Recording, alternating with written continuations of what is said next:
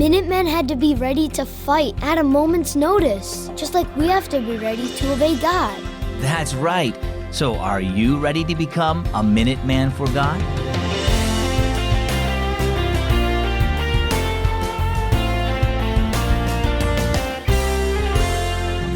I'm Zach, and you're listening to Keys for Kids. Have you ever heard about the Minutemen? They were a special part of the Army a long time ago. They were called that because they needed to be ready to fight and defend freedom in a moment's notice. In the same way, you need to be ready to serve God at a moment's notice too. For example, if you see someone that needs help or learn about someone who needs prayer, be ready to serve God by serving them. In John 12, verse 26, Jesus said, "Anyone who wants to serve me must follow me, because my servants must be where I am." Our story today is called Minutemen. "Check out this cool wig," Anna exclaimed as she and her dad and her brother strolled through the museum and peered into display cases holding artifacts from the Revolutionary War period. "I've seen pictures of George Washington wearing a wig like this." She grinned at her brother. "You'd look so cute in a wig, Jeremiah," she teased. "You should wear one of these." "No way," said Jeremiah.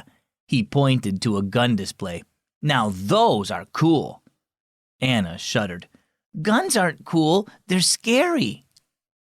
Jeremiah looked at the information posted at the display. "Many of those who fought for liberty were ordinary farmers and tradesmen," he read aloud. "Some of them belonged to a special group called Minutemen, a small hand-picked force that had to be able to assemble quickly. These early soldiers had to be ready and willing to leave their homes, businesses, and families at a moment's notice. They were generally the first to go and be engaged in a battle." "Wow," said Anna when Jeremiah finished reading. "That must have been hard.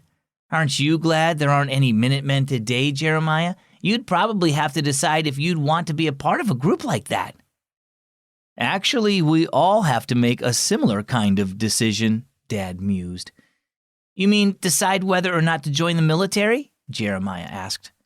"No, I mean because we belong to Jesus, and he uses ordinary people to serve him," replied Dad.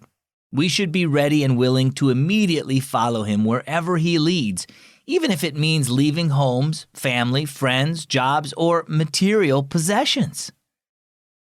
"Missionaries do that when they go to foreign countries," observed Jeremiah. "Yes, they do," Dad said, "and they often report that the joy of serving Jesus far outweighs the sacrifices they make. But it isn't just missionaries who need to be ready to serve the Lord. Jesus has given each one of us a mission to share the good news of salvation with others. We should all be ready to do that at any moment, whether he leads us to a faraway place or just down the road." Jeremiah grinned. "No matter where we are, we can be Minutemen for Jesus." Anna nudged him with her elbow. "And Minute Women." So how about you? Are you willing to follow Jesus and serve him wherever he leads? It isn't always easy, but he'll be with you and empower you wherever you go. Maybe he'll lead you to another country to tell people there about him. Or maybe he'll encourage you to show his love to an unpopular classmate, even though you're teased for it.